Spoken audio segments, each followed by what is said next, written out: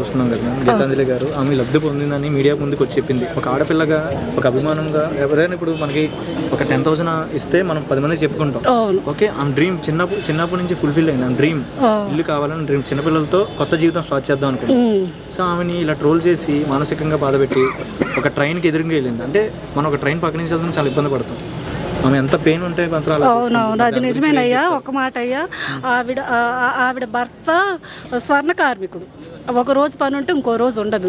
అది కూడా ఈ జగనన్న ప్రభుత్వంలోనే వాళ్ళకి సరిగ్గా పని ఉంటుంది. ప్లస్ ఈ మహిళలకు వచ్చినటువంటి అమ్మఒడి కానీ ఈ చేయూత పథకం కానీ ఏ అయినా కూడా వాళ్ళకి సహాయపడతా ఉన్నాయి. అందుకని చెప్పిన ఒక పేద మహిళ అవ్వటం వల్ల ఒక 10 లక్షల రూపాయలు ఖరీదు చేసినటువంటి ఒక ఇంటి స్థలము ఆవిడ పేరుకు రాగానే ఆమె భావోద్వేగంతో విపరీతంగా చాలా ఆనందంతో మాట్లాడటం వల్ల ఏమైందంటే కొంచెం తప్పులు దొరికి తప్పు కాదు. 4 సార్లు అమ్మఒడి తీసుకుంది, 5 సార్లు అంది. అసలు ఆ 4 సార్లు 40 సార్లతో సమానం అనమాట ఆవిడికి. అందులో తప్పు లేనే లేదు.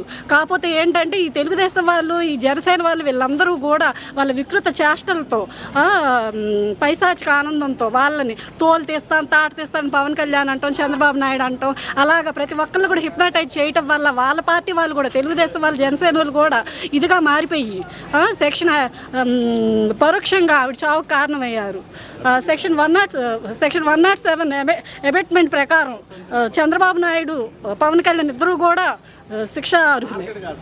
అదేవిధంగా ఐపీసీ 306 ప్రకారం అబెట్మెంట్ కమిట్ సూసైడ్ క్రింద అజయ్ సజ్జా అనే అతను ప్రత్యక్షంగా ఎవరైతే సోషల్ మీడియాలో ఇవన్నీ పెట్టారో వాళ్ళందరూ కూడా దానికి శిక్షార్హులు. ఇటువంటి చర్యలు కేవలం పవన్ కళ్యాణ్ తాట తీస్తా, తోలు తీస్తా, నేనున్నా, అది ఇదే అని అంటం వల్లే వాళ్ళ పార్టీ వాళ్ళు కూడా హిప్నటైజ్ అయిపోయి అలా చేసి ఆ అమ్మాయి చావుకు కారణమయ్యారు. అది కాక అమ్మాయి సున్నిత మనస్కురాలు. అది కాక తెనాల్లో వాళ్ళందరూ కూడా ఆహ్లాద వాతావరణం పుట్టి పెరగటం వల్ల చాలా సున్నితంగా ఉంటారు. ఈరోజు ఇటువంటి చర్య జరగటం అనేది మా చాలా దురదృష్టకరమైనటువంటి విషయం.